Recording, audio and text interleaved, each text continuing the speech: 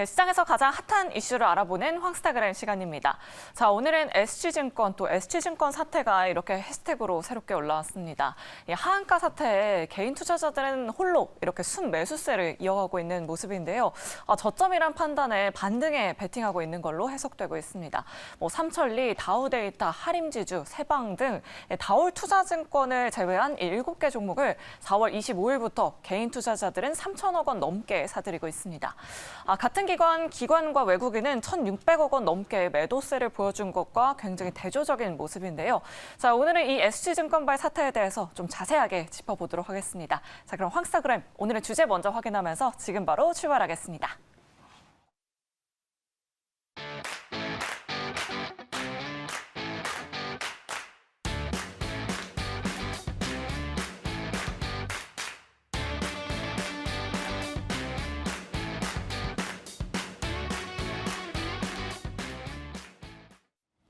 네, 급변하는 시장을 진단하고 그에 따른 대응 전략을 세워보는 시간이죠. 황스타그램 시간입니다.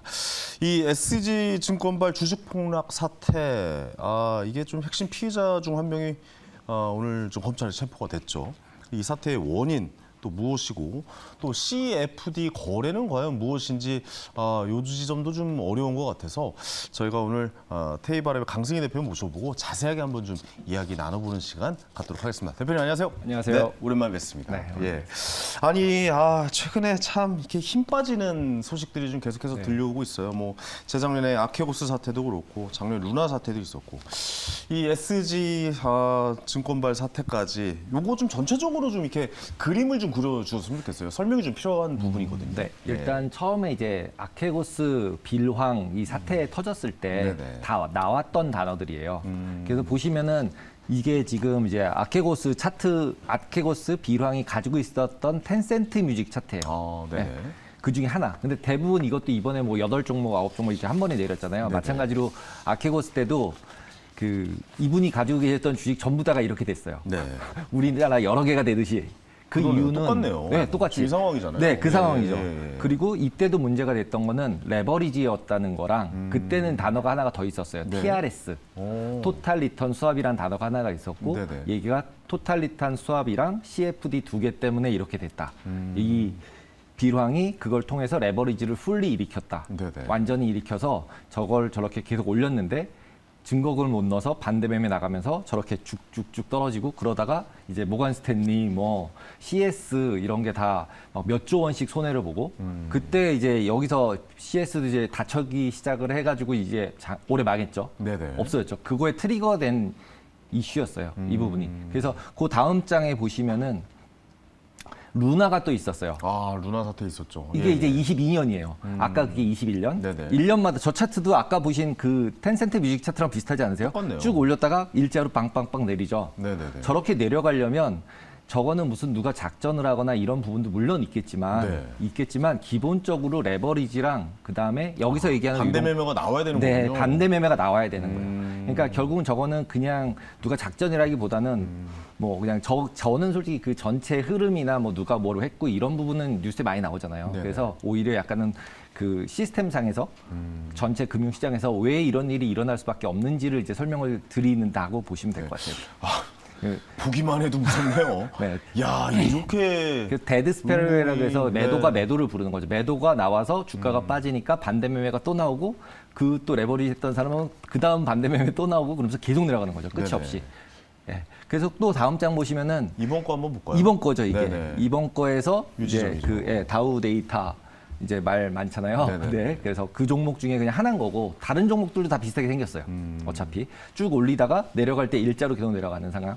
여기서 제가 계속 써드린 유동성이랑 레버리지 단어라는 걸 계속 써놨는데 그러니까요. 여기서 유동성이 뭐냐면 시장에서 저희가 이제 그 사자, 팔자, 호가가 있잖아요. 그 안에 밑에 사자 호가가 보였을 때 그 사자가 얼마냐, 얼마만큼 살 수 있는 사겠다고 하는 사람 밑에 쭉 깔아놨냐. 네네. 이게 유동성이라고 지금 부르는 거예요. 그렇군요. 돈이 많이 풀린 유동성이 공급이 됐다 이런 유동성 말고 네네. 진짜 그야말로 이제 리퀴디티, 시장의 두께, 움직일 때 사겠다고 한 사람들이 깔아놓은 금액, 그걸 유동성이라고 보는 거예요. 근데 보통 때는 이제 시장 조성을 하는 사람들이 이렇게 많이 깔아놔요. LP라고 불리는 사람들이. 근데 네. 실제로 어떤 문제가 발생을 하면 갑자기 다 빠져서 없어져요. 한 번에 다 빠지는 다 빠져서 없어져요. 그러면은 팔 수가 없어지잖아요. 그렇죠. 그럼 이제 하가 갑자기 가는 거죠. 그러면 하가 또 갑자기 가니까 그 다음날 또 갔는데 아무도 안 사주죠. 왜냐하면 매도할 걸 다 아니까. 그렇죠. 네. 네. 그리고 이번 같은 경우도 다우데이터도 계속 그 분께서 잡혀가신 분께서 계속 네네. 얘기가 그 이 회장님이 문제다. 같이 이제 끌고 가죠. 예, 예. 그분이 팔아서 이렇게 됐다라고 계속 얘기를 하잖아요. 그러니까 이익이 본 사람이 범인이다. 뭐 네. 이런 식으로 이런 이제 식으로 얘기를 하는데 예, 예. 그분이 팔지만 않았으면이라고 계속 얘기를 하잖아요. 그게 뭐냐면 그 큰 금액을 한 번에 거래를 시킴으로써 블락딜이라는 거래를 했죠. 네네. 그래서 블락딜이라는 거래를 함으로써 그 블락딜을 사간 사람들도 무조건 팔거든요. 그러니까 거기서 팔므로써 트리거가 됐고 네. 그다음에 자기가 아무리 돈으로 바치려고 해도 못 바친 거죠. 그렇죠. 이제. 매물을 감당할 수가 없죠. 아니, 돈이 더 많으면 됐어요. 예. 됐어요. 더 많았으면 되는데 언제까지 많을까요? 뭐 다 땡겨서 예, 대출 받아가지고 샀는데. 그렇죠. 대출을 끝까지 받아서 더 이상 못 살 못 만큼 사죠. 예. 산 거죠, 이제. 끝까지 갔으면. 그래서 이제 펀더멘탈이란 건 굉장히 중요한 거고, 그거 없이 계속적으로 아무리 0. 몇 %씩 계속 올렸어도 네네. 저렇게 내려갈 때는 받아줄 사람이 없어지니까 내려가고, 그러면 자기 계좌가 아니라 여러 계좌를 썼다고 얘기를 하잖아요. 네네. 그래서 계좌마다 증거금 레벨들이 다 다르게 돼 있을 거 아니에요. 산 레벨이 다르니까. 근데 거기서 처음에 던진 사람이 던져서 내려가서 그걸 트리거 시키면 네. 그다음 사람 되면서 하한가 맞고 그다음에 저렇게 되는 거죠, 이제. 하나, 이게 둘, 쭉쭉 셋, 나가는 거죠. 30, 30, 30 내려가는 거죠, 이제 계속. 그러니까 이 사태를 봤을 때 한숨 나오네요. 예. 예, 이게 SG가 문제냐, CFD가 문제냐, 뭐가 문제인 것 같으세요? 저는 CFD가 문제일 수도 있겠다는 생각을 요즘 갑자기 하게 됐어요.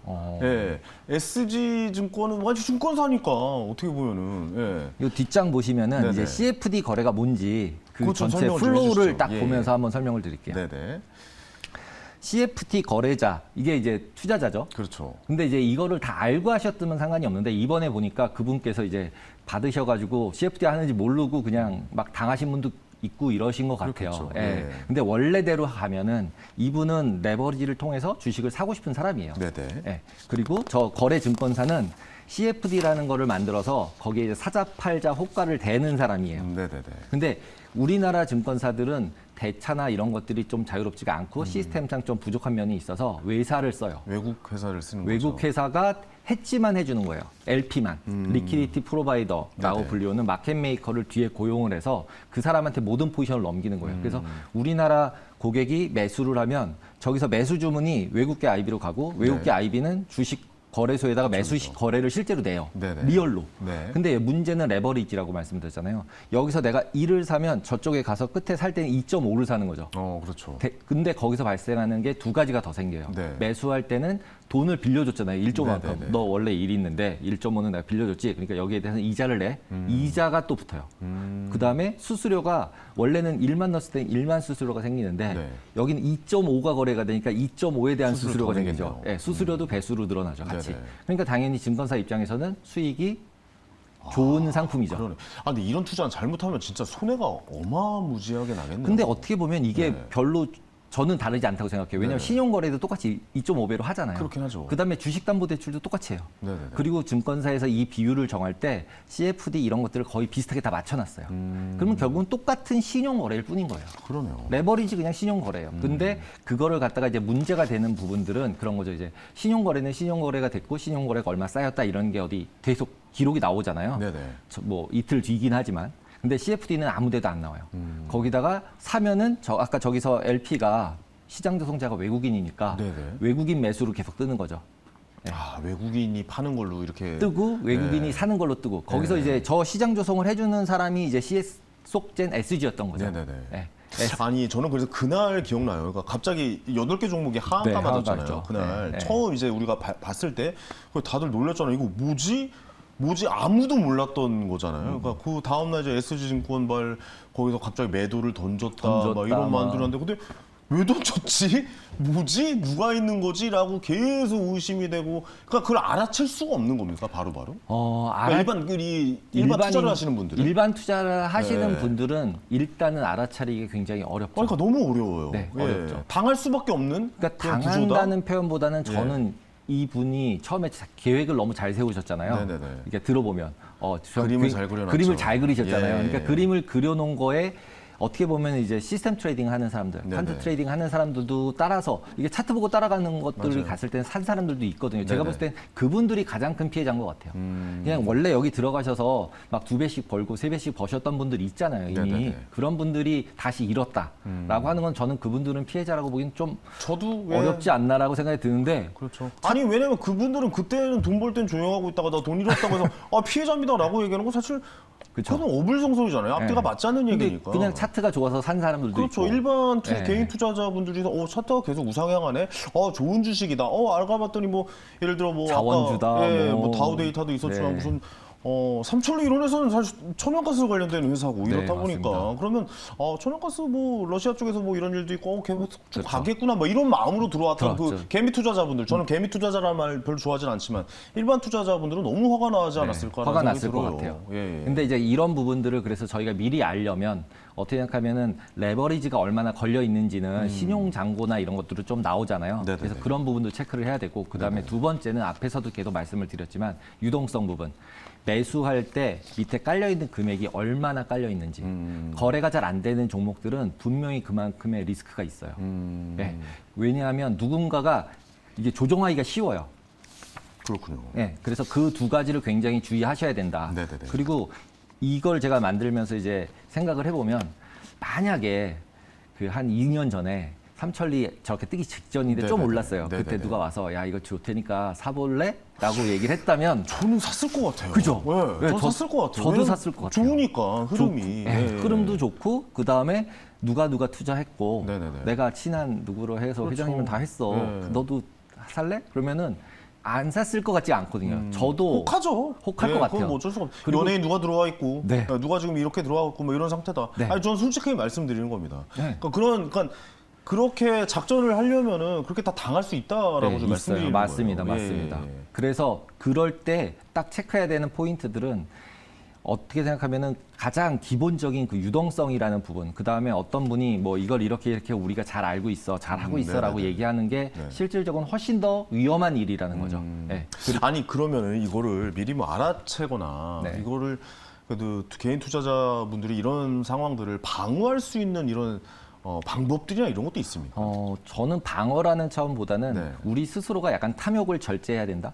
아, 네. 그러니까 저희가 어떻게 생각하면 빨리빨리 돈을 많이 벌고 싶어서 레버리지를 쓰는 거잖아요. 네네네. 네, 내가 정확히 알고 있는 정보가 맞을 것 같고 그러다 보니까 당연히 레버리지를 쓰게 되고 그걸 또 좋은 종목 누가 좋다고 추천을 해주면 그 종목을 막 따라하게 되고 네네. 그 얘기는 결국은 내가 의사결정을 한 게 아니잖아요. 네, 그러니까 기본적으로 그런 부분들을 스스로 좀 조절할 수 있어야 되고 본인이 사는 거죠. 네, 본인이 예. 사는 거기 때문에 네네네. 그리고 이런 이제 CFD나 이런 상품들의 경우는 전문 투자가에게로 딱 지정을 해줬잖아요. 네네네. 그리고 뉴스에 이제 보시면은 그러니까 2021년도 뉴스에 보시면은 현재 있는 사태와 거의 유사한 뉴스예요.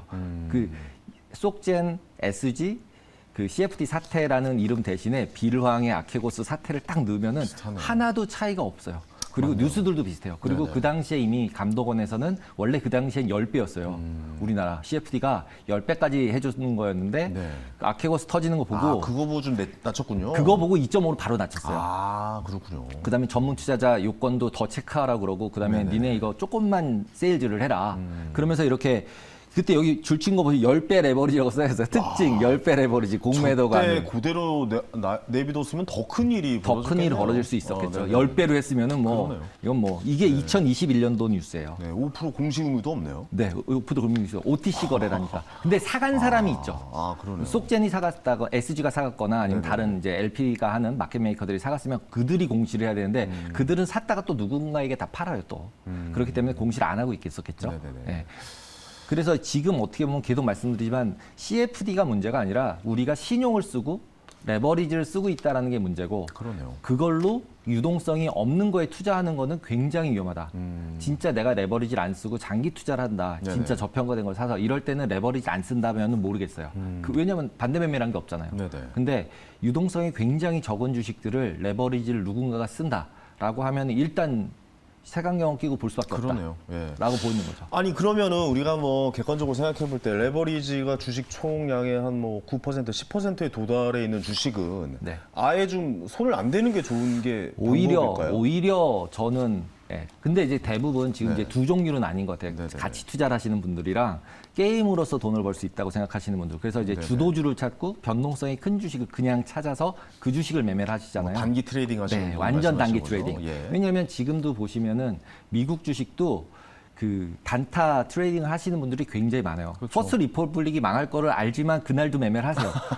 왜냐하면 하루에 50 갔다가 맞아요, 0 맞아요. 갔다가 하기 때문에 그 변동성으로 나는 어차피 털고 나올 거니까 네. 펀더멘탈은 상관없어. 아니 삼천리도 3거래일 연속 하한가인데 다음날 상승 보이고 저는 깜짝 놀랐어요. 네, 그러니까 이때도 매매를 단기 매매를 하시는 분이 계시는구나. 있는 거예요. 예. 있기 때문에 그건 다른 영역이기 때문에 네네. 그분들이 뭐 잘한다 못한다를 떠나서 어쨌든 그 안에서 게임에 눈치 게임을 잘하셔서 돈 많이 버시는 분들이 또 있잖아요. 그렇죠, 그렇죠. 예, 그건 이제 네. 전략의 문제고 본인의 성격의 문제다라고 보시면 될 것 같아요. 알겠습니다. 아 참 이 소식 전해드리는 게 저도 마음이 속이 쓰리고 아 진짜 이런 일 좀 없어야 되는데 왜 이렇게 되냐면요. 저는 이렇게 돼버리니까 국내 주식에 투자하고 싶지도 않다 막 이런 생각도 네, 들어요. 맞습니다. 막 박탈감도 좀 느끼고 아 네. 진짜 우리나라는 아직까지는 이 자본주의 사회가 아직까지는 좀 뒤처져 있는 것인가 막 이런 고민도 하게 됐거든요. 맞습니다. 네네. 그것도 있고 보시면은 어제도 벌써 무슨 선물 리딩방 유튜브 리딩방에서 250억 사태 250억 또 또 나왔잖아요. 나왔잖아요. 그거 매년 있는 건데 계속 있잖아요. 예. 예. 지금 이 시간에도 제 이름을 달고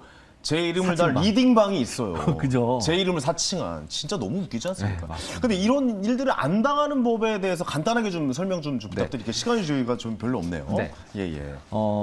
맨 뒷장에 있는 5가지를 제가 썼는데 네네네. 이 5가지는 챗 GPT가 써준 거예요. 아 그래요? 네, 챗 GPT에게 야. 금융사기를 당하지 않으려면 어떻게 해야 돼? 네네네. 5가지만 좀 뽑아줘. 그랬더니 이렇게 5가지를 뽑아줬어요. 첫 번째, 높은 수익률을 제시하면 일단 사기다. 일단은 의심하고 봐야 된다. 의심하고 봐야 된다. 네네네. 높은 수익률이 그렇게 좋은 게 있으면 그 사람이 했지 누구에겐가 설명해주지 않는다. 가족들한테도 얘기하지 않습니다. 그렇죠? 그래서 돈을 많이 벌어준다고 얘기하면 아니다. 네. 두 번째는 빨리 돈을 보내라 그러면 그거 사기래요. 일단 입금하고 이제 얘기하시죠. 뭐 이런 네네, 거. 그런 거. 이제 예, 빨리 예. 안 넣으시면 못 들어옵니다, 이런 거. 네네네. 예.